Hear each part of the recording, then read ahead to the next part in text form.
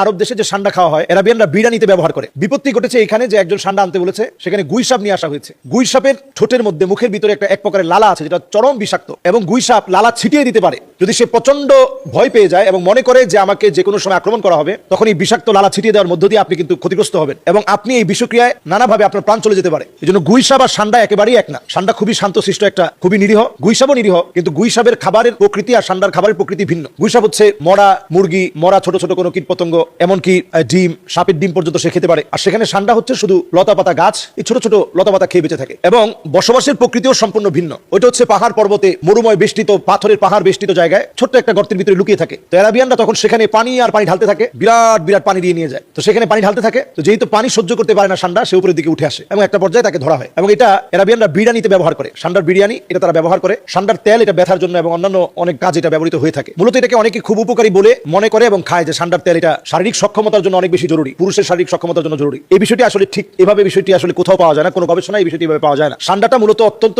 চর্বিযুক্ত একটা প্রাণী। এই চর্বিযুক্ত এই প্রাণীটা বেশি খেলে মানুষের ফ্যাটি লিভার হবে। মাসে যদি কয়েকবার সান্ডা খান, জায়গায় জায়গায় এই ফ্যাটের কারণে আপনি ক্ষতিগ্রস্ত হবেন, শরীরটা নানাভাবে অসুস্থ হবে। তো এটা পরিষ্কার বিষয়। সান্ডা এটার ভিতরে আমরা যেটা মনে করে আরাবিয়ানরা খেয়ে থাকে, অথবা যেটা আমরা মনে করে থাকি, বিষয়টা কিন্তু আদৌ এমন না। এই সান্ডাটা নবী করিম সাল্লাল্লাহু আলাইহি ওয়াসাল্লামের জামানায় সাহাবায়ে কেরাম সান্ডা খাচ্ছিলেন। নবীজির সামনে উপস্থাপন করা হয়, নবীজি খায়নি, তবে নবীজি নিষেধ করেনি। তো এই দৃষ্টিকোণ থেকে পরিষ্কারভাবে বোঝা যায় যে নবীজি যা নিষেধ করেনি সেটাকে আমি আপনি নিষেধ করার কোনো সুযোগ নেই। নবীজি নিষেধ করেনি, নবীজি বলছে ঠিক আছে তোমরা খাও। সেই মুসলিমে একটি হাদিস এসেছে, নাহা রাসূলুল্লাহ সাল্লাল্লাহু আলাইহি ওয়াসাল্লাম আন আকলি কুল্লু যী নাবিন মিনাস সাবঈ। নবী করিম সাল্লাল্লাহু আলাইহি ওয়াসাল্লাম নখ বিশিষ্ট, খোর বিশিষ্ট যেগুলো হিংস্রতার সাথে মানুষকে আক্রমণ করতে আসে, এগুলোকে খেতে নবী করিম সাল্লাল্লাহু আলাইহি ওয়াসাল্লাম এই জাতীয় প্রাণী খেতে নিষেধ করেছেন। সহিহ মুসলিমের এই হাদিসটি অনুযায়ী আসলে অনেকে সান্ডাকে, হানাফি মাযহাবের ফতোয়া হচ্ছে যে এটাও যেহেতু মানুষকে অন্তত ক্ষিপ্রতার সাথে আক্রমণ করতে আসে, আপনি দেখবেন ফুসফুস করে আওয়াজ করে, এজন্য হানাফি মাযহাবের ফতোয়ায় এটা খাওয়াকে পছন্দনীয় মনে করা হয় না। অন্যান্য মাযহাব অনুযায়ী এটার ব্যাপারে তারা নিষেধ করে না।